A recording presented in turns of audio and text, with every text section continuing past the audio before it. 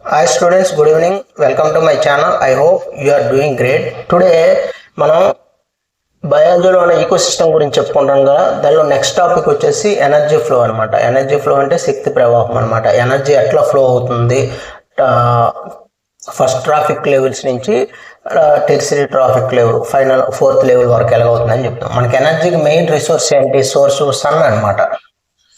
Sun అనేది only source of energy for all ecosystem on earth అనమాట. భూమి మీద ఉన్న మొత్తం పర్యావరణ వ్యవస్థలకి సన్ అనేది ఎనర్జీ అనమాట, మెయిన్ అనమాట. ఈ సన్ లేకపోయిందంటే ఈకో సిస్టమ్ అనేది కొలాప్స్ అయిపోద్ది అనమాట. ఎర్త్ మీద ఏ జీవులు బతకవు. కాబట్టి the main sources of energy all ecosystem అనే ఎర్త్ ఏంటంటే సన్ అనమాట. ఓకేనా? ఎక్కడ ఈ ఈకో సిస్టమ్లో ఎక్సెప్ట్ డీప్ సీ అనమాట. డీప్ సీలో మాత్రం సన్ అనేది లోనికి వెళ్తున్న కొలిది సన్ ఫ్లో వెళ్దు కదా, రేడియేషన్ అనేది. సో అక్కడ ఏం జరుగుతుంటుందంటే అక్కడ హైడ్రోథెర్మల్ ఈకో సిస్టమ్ అనేది ఉంటుంది అనమాట. హైడ్రోథెర్మల్ ఈకో సిస్టమ్ అంటే ఏంటి? హైడ్రో అంటే వాటర్, థెర్మల్ అంటే హీట్ అనమాట. అంత అంత ఆ ఈకో సిస్టంలో ఈ సన్ అనేది వెళ్దనమాట. అక్కడ ఆర్గానిజమ్స్, జీవులు ఎలా డిపెండ్ అవుతాయి అనమాట? కీమో సింథసిస్ జరుగుతుంది అనమాట. అంటే కీమో అంటే కెమికల్ ద్వారా అక్కడ ఫోటోసింథసిస్ లాగా అక్కడ క్రియ జరుగుతుంది అనమాట. కెమికల్ ద్వారా క్రియలు జరుగుతాయి అనమాట. ఇనార్గానిక్ కాంపౌండ్స్ అనమాట. కెమికల్స్ యూజ్ చేసుకొని ఇలాంటి ఇనార్గానిక్ కాంపౌండ్స్ అంటే లైక్ ఏంటి? హైడ్రోజన్ సల్ఫైడ్ అనమాట. మెయిన్ H2S అనమాట. హైడ్రోజన్ సల్ఫైడ్ని సన్లైట్కి బదులు వినియోగించుకొని అక్కడ జీవులు అనేవి బతుకుతాయి అనమాట. లోనికి వెళ్తాను కూడా సముద్రాలు, డీప్ సముద్రాల్లోకి వెళ్తాం కూడా. రిమైనింగ్ అంతా కూడా సన్ అనేది మెయిన్ సోర్స్ అనమాట ఎనర్జీ. సో ఇది ఎట్లా ఈకో సిస్టమ్ అనేది ఇది అవుతుందంటే సన్లైట్ ఫస్ట్ అనమాట. మనకి ఫ్లో చేసుకుంటే ఫస్ట్ సన్లైట్ రాసుకోమంటే మీరు బొమ్మలు మీరు ఊహించుకోండి. సన్లైట్ అనమాట. సన్లైట్ నుంచి ఎవరు ఉపయోగించుకుంటే ప్రొడ్యూసర్స్ అనమాట. ప్రొడ్యూసర్స్ అంటే ఏంటి? ప్లాంట్స్ అనమాట. మొక్కలు అనేది చెట్లు మొక్కలు అనేది ఉపయోగించుకుంటాయి సన్లైట్ని. ఈ ప్లాంట్స్ని ఎవరు తింటారు? కన్జ్యూమర్స్ అనమాట, హెర్బివోర్స్ అనమాట. కన్జ్యూమర్స్ అంటే మేకలు, గొర్రెలని ఇవన్నమాట. ఆ తర్వాత నెక్స్ట్ వీటి తర్వాత ఏం జరుగుతుంది? చనిపోతే డీకంపోజర్స్ అనమాట. డీకంపోజర్స్ ఎవరు? గ్రద్దలు, లేదనుకుంటే రాబందులు, ఈ చిన్న చిన్న బ్యాక్టీరియా, ఫంగస్, ఇవన్నీ డీకంపోజర్స్ అనమాట. ఇవంతా జరుగుతున్నప్పుడు హీట్ లాస్ జరుగుతుంది ఖచ్చితంగా. హీట్ అనేది పైకి వెళ్ళిపోతూనే ఉంటుంది అనమాట. ఇదంతా ఈ ఫ్లోయింగ్ అంతా ఏమంటారంటే ఒకదానితో ఒకటో జరుగుతుంది. యూని డైరెక్షనల్ ఎనర్జీ ఫ్లోయింగ్ అంటారు. ఇది ఫస్ట్ థర్మోడైనమిక్స్కి ఉంటుంది, కానీ అక్కడ హీట్ లాస్ అవ్వదు అనమాట. అక్కడ హీట్ లాస్ అవ్వకుండా ముందుకు వెళ్ళిపోతుంది అనమాట. దీన్ని ఫస్ట్ థర్మోడైనమిక్స్ లా కింద పోలుస్తారనమాట. ఓకేనా? అది నెక్స్ట్ నేను చెప్తాను. Energy cannot be recycle. ఎక్కడైతే ఎనర్జీ అనేది రీసైకిల్ అవ్వదు అనమాట. ఒకదాని తర్వాత ఒకటి కన్జ్యూమ్ అవుతూనే ఉంటుంది. So it flows in one direction అనమాట. యూని డైరెక్షన్లో అలా కన్జ్యూమ్ అవుతూనే ఉంటుంది. ఇందులో ఒకటి ఏంటంటే ఈ ప్రాసెస్లో ఒక హీట్ మాత్రమే లాస్ అవుతుంది అనమాట. అంతే, ఇంకేమీ ఇది అవ్వదు.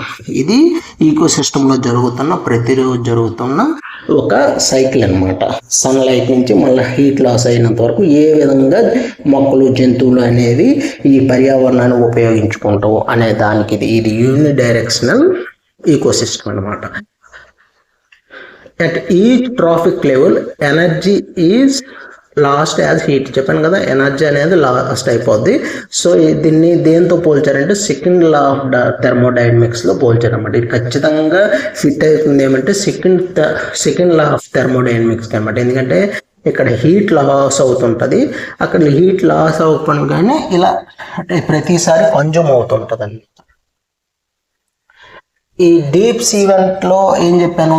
కీమోసింథటిక్ బ్యాక్టీరియా అనేది ఫుడ్ చైన్కి బేస్ అనమాట.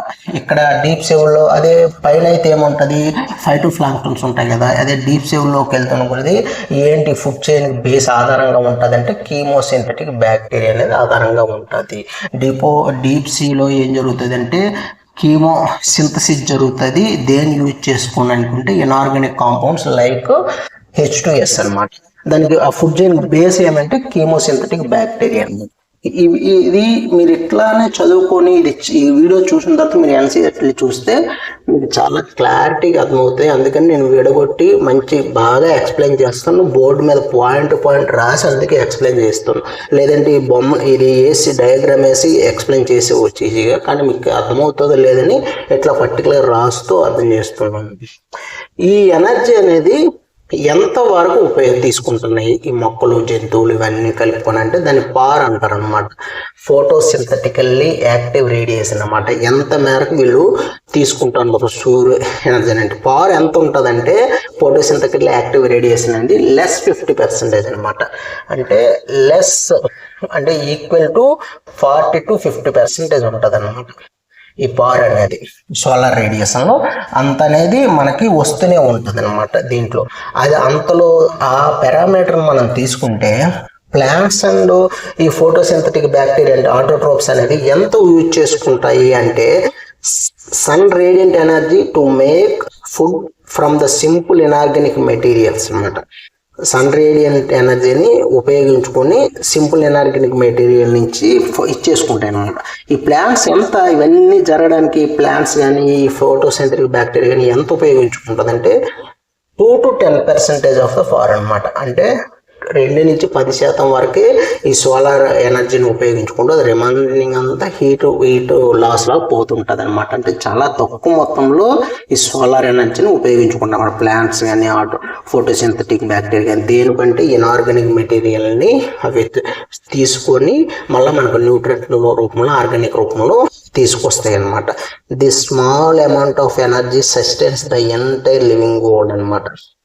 ఏదైతే స్మాల్ అమౌంట్ ఎనర్జీ తీసుకుంటుందో చాలా బిగ్గర్ అమౌంట్ అనేది మొత్తం ఈ ఎంటైర్ లివింగ్ వరల్డ్ అనేది సస్టైన్ నివసించడానికి స్థిరంగా ఉండడానికి ఉపయోగం.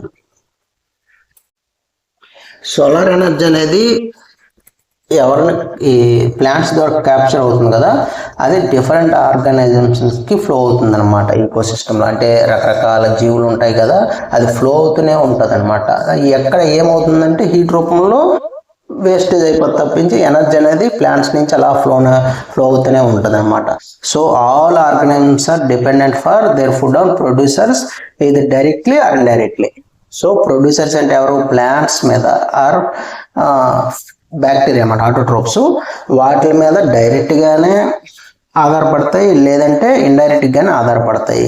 కాబట్టి ఈ ప్రొడ్యూసర్స్ మీద ఈ ఆర్గనైజేషన్స్ అనేది ఏవి కన్జ్యూమర్స్ కానీ హెర్బివోర్స్ కానీ కార్నివోర్స్ కానీ ఫైన్ కానీ అవి ఎట్లా ఆధారపడతాయి అని క్వశ్చన్ వస్తే మాత్రం ఓన్లీ డైరెక్ట్లీ కాదు ఇండైరెక్ట్లీ ఆల్సో ఆధారపడతాయని మీరు రైట్ ఆన్సర్ చేయాల్సి ఉంటుంది. చెప్పాను కదా, it is unidirectional flow of energy. ఇక్కడ ఏమంటే సన్ నుంచి ప్రొడ్యూసర్స్ నుంచి కన్జ్యూమర్స్ వరకు ఇట్లా ఫ్లోలో వెళ్ళిపోద్ది అనమాట. ఇక్కడ ఏంటి లాస్ అయిపోద్ది అంటే పైకి వెళ్ళిపోద్ది హీట్ అనమాట. హీట్ రూపంలో లాస్ అవుతుంది తప్పించి ఎనర్జీ అనేది న్యూట్రియన్స్ అనేది ఒకదానితో ఒకటి అలాగా ముందుకు వెళ్తూనే ఉంటుంది అనమాట. అందుకే దీన్ని యూనిడైరెక్షనల్ ఫ్లో ఆఫ్ ఎనర్జీ అంటారు. సో దీన్ని ఇది keeping with the first law of thermodynamics అంటే ఓకే కొంతవరకు, కానీ సెకండ్ లా ఆఫ్ థర్మోడైనమిక్స్ అనేది ఫిట్ అవుతుంది అనమాట. ఎందుకు అనేది మీకు రెండు ఎక్స్ప్లెయిన్ చేస్తాను. యాక్చువల్గా ఫస్ట్ లా ఆఫ్ థర్మోడైనమిక్స్ ఏంటంటే law of conservation of energy says energy neither be created, ఇక్కడ క్రియేట్ అవ్వదు, నెయిదర్ బి డిస్ట్రాయిడ్ అవ్వదు అనమాట.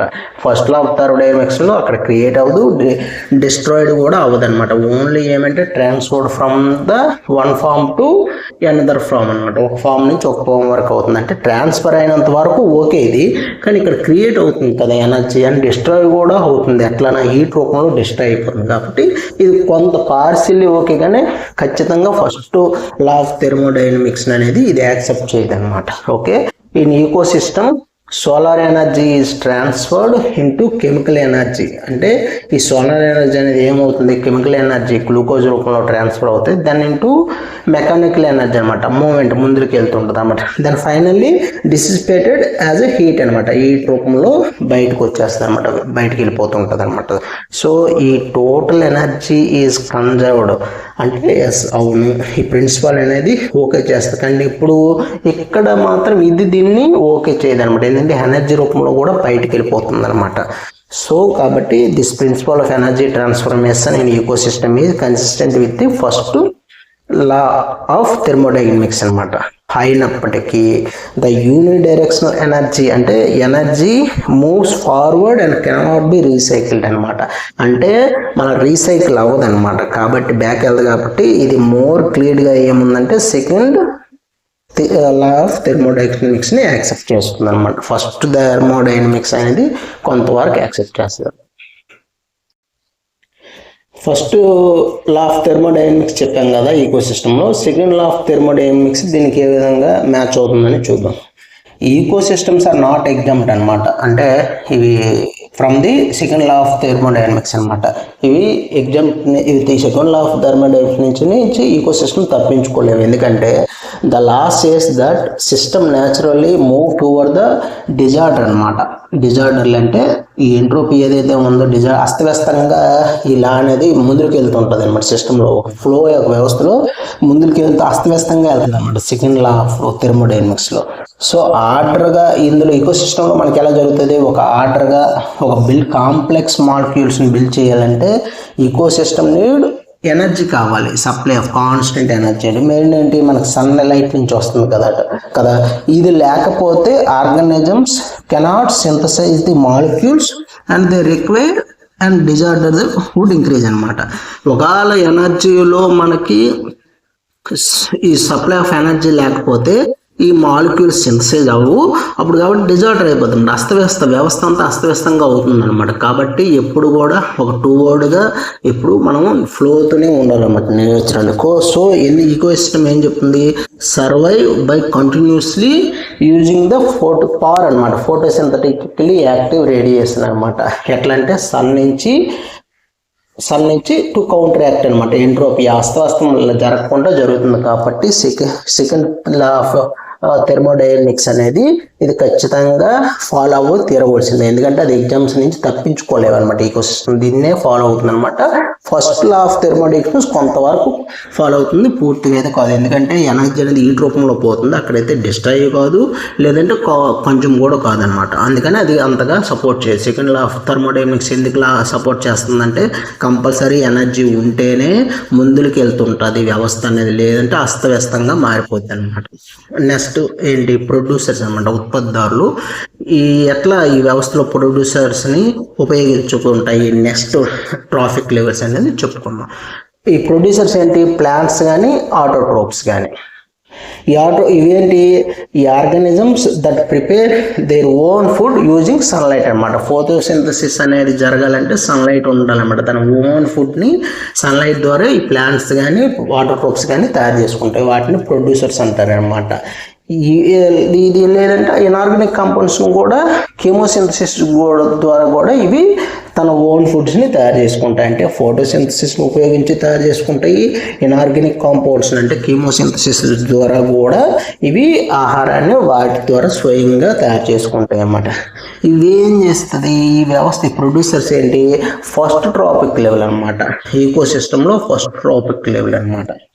ఇది ఫుడ్ చైన్. ఆ ఫుడ్ చైన్ ఏదైతే ఉందో ఇది ఫస్ట్ ట్రాపిక్ లెవెల్ కింద నుంచి అనమాట పైకి వెళ్ళేదానికి ఇది ఫస్ట్ ట్రాపిక్ లెవెల్కు ప్రొడ్యూసర్ ఏంటి వచ్చేస్తుంది. ఇది primary source of energy for all organisms అంట. ప్రతి జీవులు కూడా ఇది ప్రైమరీ సోర్స్. ఏవి, ప్లాంట్స్ కానీ ఈ ఆటోట్రోప్స్ కానీ. Without producers energy cannot enter the ecosystem. Producers లేకపోతే ఎనర్జీ మీకు ఈ ఈకో సిస్టంలోకి వ్యవస్థలోనే ఉండదు అనమాట. ఎందుకంటే ప్రొడ్యూసర్సే ఫస్ట్ వాటికి తీసుకుంటాయి అనమాట. దాని తర్వాత కన్జ్యూమర్స్ అని, నెక్స్ట్ వచ్చేసి డికంపోజర్స్, ఇట్లా ట్రాపిక్ లెవెల్స్ అనేది ముందుకెళ్ళి వ్యవస్థ సమతుల్యంగా ఉంటుంది అనమాట. ఈ ప్రొడ్యూసర్స్ లేకపోతే అసలు వ్యవస్థే ఉండదు అనమాట ఈకో సిస్టమ్ అవుతుంది. So in terrestrial ecosystem అంటే భూమి మీద మేజర్ ప్రొడ్యూసర్స్ ఏంటి, హెర్బేసియన్స్ను వుడ్డీ ప్లాంట్స్ అనమాట.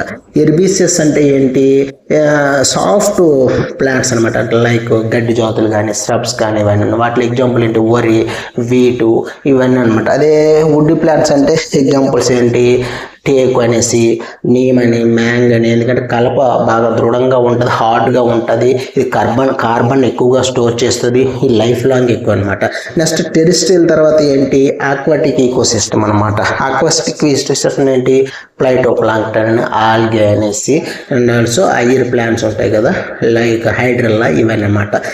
తర్వాత ఏంటి, దీంట్లో టెరిస్ట్రియల్ అయిపోయింది, ఆక్వాటిక్ ఈకోసిస్టమ్ అయిపోయింది. నెక్స్ట్ ఏంటి, కీమోసింథటిక్ ఈకోసిస్టమ్. అదేంటి చెప్పాను కదా, H2S ఉపయోగించుకొని అక్కడ బ్యాక్టీరియా అనేది ఫుడ్ చైన్ని డెవలప్మెంట్ చేస్తుంది అనమాట.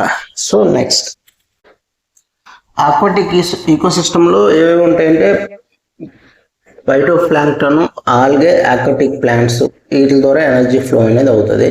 అదే కొంచెం డీప్ లెవెల్కి వెళ్ళామంటే సీ లెవెల్కి కీమోసింథటిక్ ఈకోసిస్టమ్స్ అనమాట. బ్యాక్టీరియా ఇన్ డీప్ సీ ఏముంటుందంటే హైడ్రోథెర్మల్ ఈవెంట్స్ ద్వారా జరుగుతుంటుంది అనమాట. ఇది మొత్తం ఎనర్జీ ఫ్లో గురించి. నెక్స్ట్ ట్రాపిక్ లెవెల్స్ గురించి చెప్పుకుందాం, అంటే ప్రైమరీ కన్జ్యూమర్స్, సెకండరీ కన్జ్యూమర్స్, ఇవన్నీ.